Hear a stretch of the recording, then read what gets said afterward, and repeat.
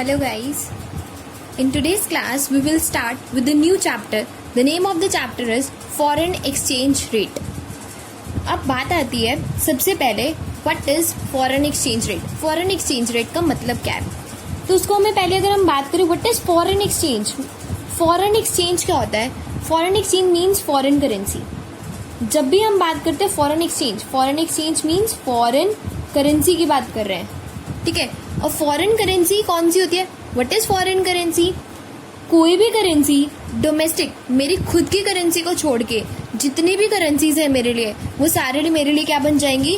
Foreign currency. Means all currencies except domestic currency. सारी currency domestic currency को छोड़ के मेरी क्या बन जाएगी? Foreign exchange. ओके, अब बात आती है कि फॉरेन एक्सचेंज रेट क्या होता है. अगर मैं पूरे मतलब की बात करूं, पूरा वर्ड चैप्टर का नाम है फॉरेन एक्सचेंज रेट. अब फॉरेन एक्सचेंज रेट का क्या मतलब है? Foreign exchange means foreign currency और फॉरेन एक्सचेंज रेट मीन्स कि जिस रेट पे हम एक कंट्री की करेंसी को एक्सचेंज करते हैं for another country's currency. Means the rate. What is foreign exchange rate? The rate at which the currency of one country is exchanged किसके साथ एक्सचेंज कर रहे हैं? for currency of another country. Ma'am इसका क्या मतलब है?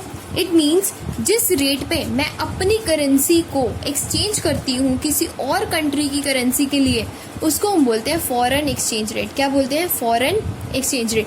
मतलब मैं जिस रेट पे अपनी कंट्री की करेंसी को एक्सचेंज करती हूँ किसी और कंट्री की करेंसी के लिए, that is foreign exchange rate. For example अगर मैं कहूँ, एग्जाम्पल कुछ भी ले लेते हैं. Let's say $1 is equal to ₹65. Let's say $1 is equal to ₹65. मतलब द रेट एट विच मैं अपनी कंट्री की करेंसी या फिर मैं कोई भी करेंसी को एक्सचेंज कर रही हूँ किसी दूसरी कंट्री की करेंसी के लिए, मतलब मैं रुपीज दे के डॉलर ले रही हूँ या फिर डॉलर दे के रुपीज ले रही हूँ, क्या रेट चल रहा है उसको हम बोलते हैं फॉरेन एक्सचेंज रेट. मतलब एक करेंसी को, डोमेस्टिक करेंसी को एक्सचेंज करना फॉर फॉरेन करेंसी, जिस रेट पे एक्सचेंज करते हैं उसका नाम है foreign exchange rate. Third type of question इसमें आता है कि कैसा रिलेशनशिप होता है. रिलेशनशिप किसका? Relationship of demand for foreign currency. Relationship of demand for foreign currency कैसा रिलेशनशिप है? खुद सोचो, अगर रेट बढ़ेगा तो डिमांड करेंसी की, फॉरेन करेंसी की डिमांड क्या हो जाएगी? डिमांड ऑफ फॉरेन करेंसी क्या हो जाएगा? फॉल. क्यों? अगर रेट बढ़ रहा है, करेंसी महंगी एक्सचेंज हो रही है, तो हम कम खरीदेंगे, कम लेंगे, कम डिमांड करेंगे. और अगर रेट गिर रहा होगा तो हम डिमांड क्या करते हैं? ज़्यादा. रेट गिर रहा होगा तो डिमांड क्या करते हैं? ज़्यादा. आप इसको ऐसे भी याद रख सकते हो, जैसे हमने प्राइस और डिमांड का पढ़ा था ना, जैसे जैसे प्राइस बढ़ता है वैसे वैसे डिमांड कम होती है और जैसे जैसे प्राइस कम होता है वैसे वैसे डिमांड बढ़ती है. ये भी एक सेम चीज है, मतलब डिमांड और रेट मतलब वही एक ही बात है, प्राइस एंड डिमांड. तो कैसा रिलेशनशिप होता है? इनवर्स. कैसा रिलेशनशिप? इनवर्स. अगर मैं इसको एक डायग्राम की हेल्प से बताऊं, इसका डायग्राम कैसे बनेगा? डिमांड फॉर फॉरेन करेंसी का X axis, this is Y axis, ठीक है. और मैं एक्स एक्सिस पे ले सकती हूँ क्वांटिटी, किसकी? फॉरेन एक्सचेंज की, मतलब फॉरेन करेंसी की की क्वांटिटी ऑफ फॉरेन एक्सचेंज. और मैं वाई एक्सिस पे ले रही हूँ रेट ऑफ फॉरेन एक्सचेंज. जैसे हम वहां पे लेते हैं ना डिमांड और प्राइस, यहाँ हम क्या लेंगे? डिमांड एंड रेट की बात करेंगे. कैसा रिलेशनशिप? इनवर्स. तो ये डाउनवर्ड स्लोपिंग आएगा. दिस इज $, ठीक है. उसके बाद आप क्या करो, कोई भी एक इनिशियल पॉइंट ले लो. लेट्स से मैंने ये पॉइंट लिया, this is the point. Let's say I am naming this point as A. इस पॉइंट को मैंने ए नेम दिया. अगर मैं रेट बढ़ाती हूँ, आई रेज द रेट, ठीक है, पहले ये R था, अब मैंने रेज कर दिया R1, R2, R1. इसको लाइन को नीचे की तरफ ड्रॉप करेंगे तो अपने आप मेरी डिमांड क्या आएगी, कम, क्योंकि मैंने डायग्राम ही क्या बनाया है, नेगेटिव डाउनवर्ड स्लोपिंग, तो अपने आप ही ये मेरी डिमांड क्या हो जाएगी, कम, दैट इज Q से Q1। और अगर मैं रेट को फॉल कर लूँ R से R2 आई फॉल इट, तो ये मेरी डिमांड क्या हो जाएगी, ज़्यादा। तो डिमांड के साथ क्या रिलेशनशिप है मेरे रेट का, अगर रेट ज़्यादा डिमांड कम, रेट कम डिमांड ज़्यादा। क्लियर है, डाउनवर्ड स्लोपिंग इनका रिलेशनशिप होता है। क्लियर। नेक्स्ट कंसेप्ट जो हमारा आता है that is rate ma'am determine कैसे होता है, how the rate is determine. अगर बात करूं रेट कैसे डिटरमाइन होता है, determination of foreign exchange rate determine कैसे होता है। देखो कोई भी रेट डिटरमाइन करना हो तो कैसे डिटरमाइन होगा, जहां डिमांड और सप्लाई मिलेंगे, जहां पर भी डिमांड और सप्लाई मिलते हैं वो मेरा क्या होता है, एक्सचेंज रेट। तो अगर मैं इसको डायग्राम की हेल्प से सीखूं तो क्या कहता है मेरा diagram, this is my X axis, this is my Y axis, downward sloping is my demand curve. Demand हमेशा डाउनवर्ड स्लोपिंग होता है, लेट से $D, और सप्लाई हमेशा मेरा पॉजिटिव होता है। सप्लाई और रेट का रिलेशनशिप कैसा होता है, पॉजिटिव, और डिमांड का कैसा होता है, नेगेटिव। तो मैंने डिमांड नेगेटिव बनाया और सप्लाई को मैंने पॉजिटिव बनाया। जहाँ पे ये दोनों मिलेंगे वो मेरा क्या होगा, रेट डिसाइड हो जाएगा, दैट इज R। वो मेरा क्या डिसाइड हो जाएगा, रेट, जिसको मैं बोलूंगी R। Clear.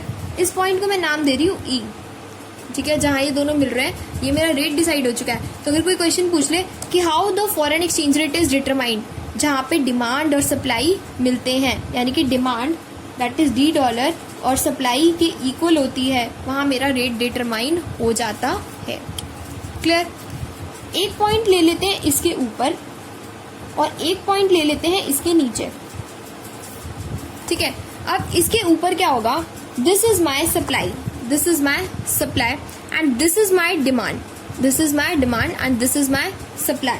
Let's say I am naming this C and this point as D and this point as R1, ठीक है। I am naming these points C, D and R1, कुछ भी ले सकते हैं।